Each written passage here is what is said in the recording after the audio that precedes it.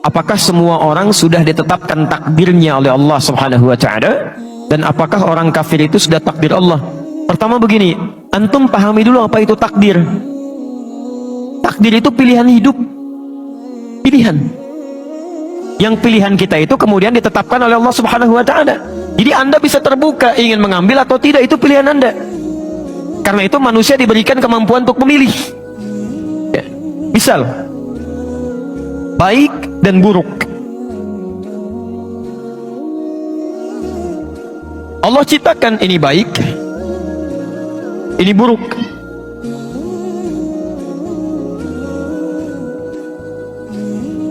Ini positif, ini negatif. Apa itu dunianya, anak-anak memang begitu ya. Kalau tidak teriak-teriak ya jalan-jalan, atau lompat-lompat. Yang paling aneh orang tuanya yang teriak-teriak ya, atau yang jalan-jalan. Biarkan aja itu dunianya, cuma dikondisikan aja. Lihat sini, Allah menciptakan kebaikan dan keburukan. Yang buruk ini diciptakan bukan untuk menjadikan Anda berperilaku buruk, bukan, tapi untuk menguji supaya yang baik-baik ini muncul ke permukaan. Misal, Allah ciptakan sifat jujur, saat yang bersamaan dibuat lawannya dusta, bohong. Allah ciptakan sabar, dibuat lawannya marah. Allah ciptakan tawadhu, rendah hati, dibuat lawannya sombong.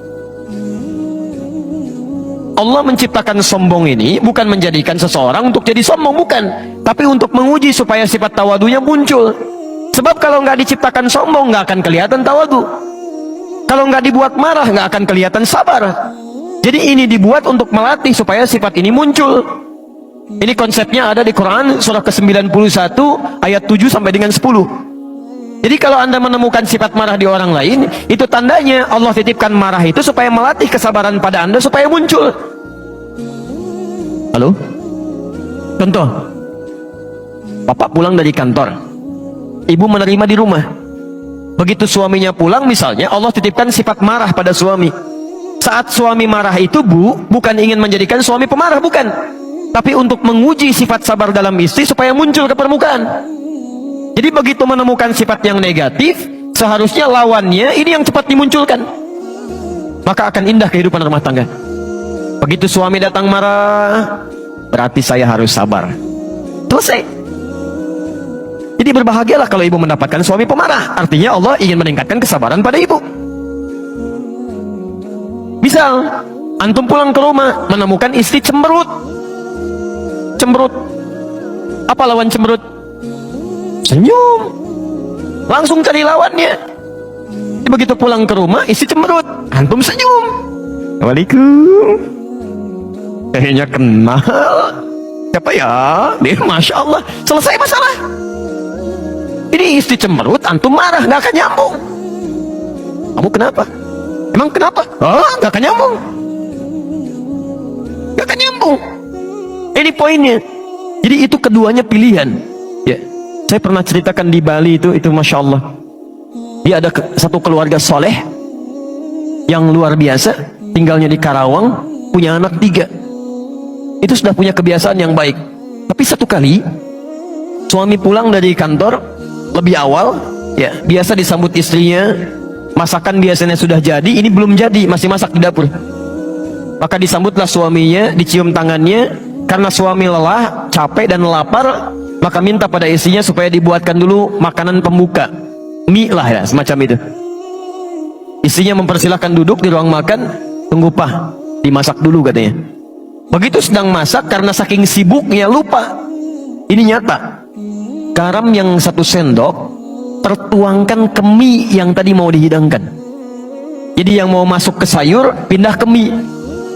Itu dalam suasana yang sedang sibuk, lupa, diaduk. Masya Allah, dengan bangganya istrinya menyampaikan pada suaminya hidangan mie yang sudah dinanti itu. Disampaikan, silakan Bah, ya, ditunggu dulu, mudah-mudahan nanti cepat selesai masakannya. Tayyib, antum pulang dari kantor, capek luar biasa, lelah dan lapar, disuguhi mie dengan garam 1 sendok. Bagaimana respon pertama yang akan Anda katakan? Masya Allah. Lihat-lihat kalimatnya. Ini keluarga sudah paham dengan konsep ini. Apa lawan garam, apa rasanya? Asin. Apa lawan asin? Maka keluarlah kata-kata yang manis itu. Ma, ini sayang. Anak 3 manggil sayang, Masya Allah, di dapur. Datanglah istrinya. Belum selesai, Bu. Kalimat keduanya lebih manis lagi. Sini, duduk samping papa berdua. Belum selesai. Kalimat ketiganya, ini pamungkasnya. Helwa, Masya Allah. Sini papa suapin. Jarang rasanya kita makan berdua. Manis. Gak ada kata-kata kasar. Jarang rasanya kita makan berdua. Sini papa suapin. Istri mana yang tidak senang dengan tawaran suami? Mau disuapin lagi? Apa yang terjadi? Ketika mulai disuapi, ini nyata. Ketika disuapi, istrinya merasa ada yang tidak beres di situ. Dia tidak tertawa, tapi dia menangis, Pak. Dia turun ke lantai, dicium kaki suaminya. Dia minta maaf. Maafkan mama, Pak. Mama tidak sengaja, katanya tidak tahu. Apa kata suaminya? Jangan begitu, diangkat. Papa kan cuman katakan, lama rasanya kita nggak makan berdua. Apa yang terjadi? Gara-gara garam 1 sendok yang asin ini, muncullah cinta yang sangat manis bersemi.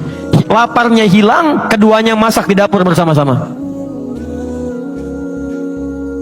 Jadi kalau ada seseorang ini dipilih yang baik tentang iman, kemudian ini kufur, dia diberikan pilihan untuk memilih apakah ingin beriman kepada Allah atau ingin ingkar dari Allah. Tapi saking sayangnya Allah tidak memberikan kepada hambanya peluang untuk menjadi buruk, kecuali diberikan jalan untuk mendekat kepada Allah. Maka diturunkanlah apa yang disebut dengan hidayah, supaya hambanya nggak salah pilih. Hidayah, supaya nggak salah pilih. Padahal mudah bagi Allah untuk membiarkan, ayo pilih aja sana, ini pilih sini. Tidak. Saking inginnya Allah semua hambanya memilih yang baik, diberikan hidayah. Ada yang masuk lewat telinga. Azan. Apa artinya azan? Bukan, itu secara fikih. Kalau secara bahasa artinya telinga. Jamaknya udhun. Ya, maaf, dari kata udhun, jamaknya azan, telinga. Jadi kalimat yang satu-satunya akan sampai kepada telinga selama masih punya pendengaran.